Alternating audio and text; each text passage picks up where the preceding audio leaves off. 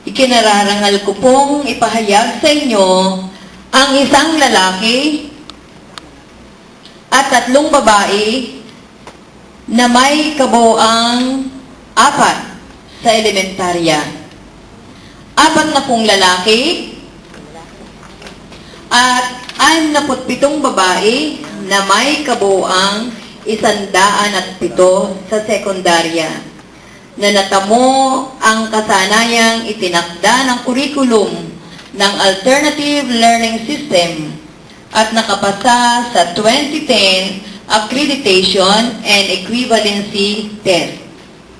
Tinatawagan ko po ang Public School District Supervisor, si Mr. Fidel C. Danila, upang patunayan ang kanilang pagtatapos.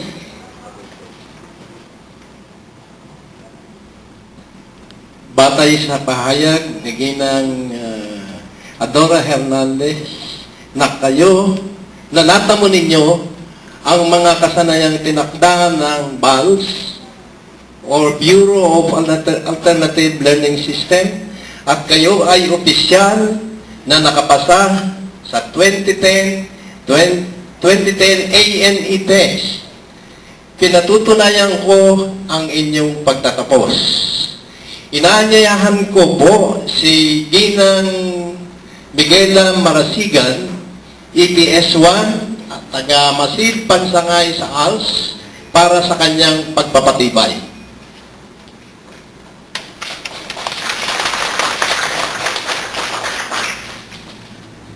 Batay sa patunay ng ating Public Schools District Supervisor, Mr. Fidel C. Danila, na kayo ay nakatapos at nakapasa sa itinakdang 2010 Accreditation and Equivalency Test na ibinigay noong October 17, 2010. Ngayon, at sa bisa ng kapangyarihang iginawad ng Department of Education sa ating Officer in charge of the division, our Schools Division Superintendent, Dr. Enric T. Sanchez, na aking kinakatawanan ngayon, pinagtitibay ko ang inyong pagtatapos ngayong hapon, kalakip ang lahat ng karapatan na kayo ay nakatapos ng elementarya sa elementary level at sekundarya sa sekundarya level.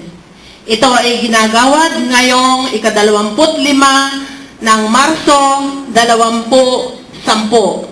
Kasunod nito, tatanggapin ninyo ang inyong katibayan ng pagtatapos na pwedeng gamitin kahit saang paaralan, kahit saang kurso. Binabati ko kayong lahat. Congratulations!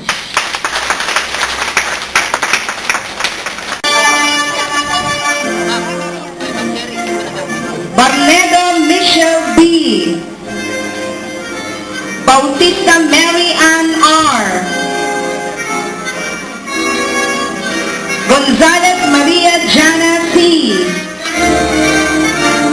Coricia Christian R.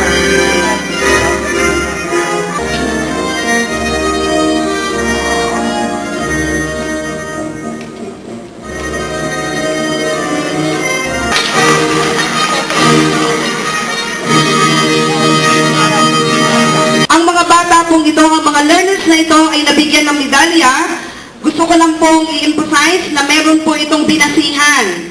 Ang gold medalist po ay nagkaroon ng markang 99 plus 3. Ang 3 po ay ang aming essay. Ang silver medalist naman po ay nakatanggap ng markahan na 99 plus 2. Yung po yung essay. At ang ating pong bronze ay 98 plus 2. At meron po tayong special. Kaya po siya special, nakasali sa nakaraang sakaat at nagkamit po ang San Pablo Division ng kampiyon. Kayo po ang nanalo overall. Palakpakan naman po natin ang ating mga atleta.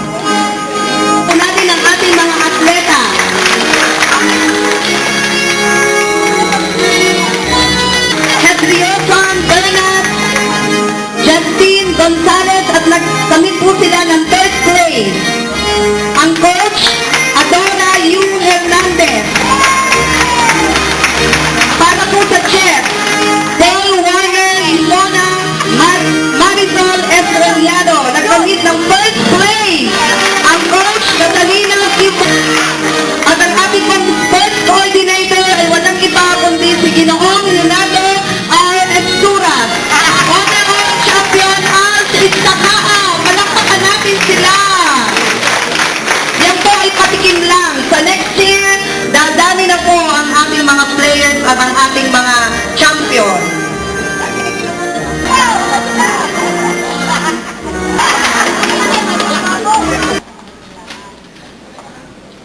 Alam ko ang lahat sa atin ay napakasaya. Maligaya tayo ngayon.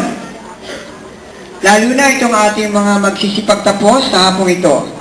Pero may isang taong mas masaya at maligaya dahil halos nakamtanan niya ang mga biyayang kanyang hinangad sa buhay.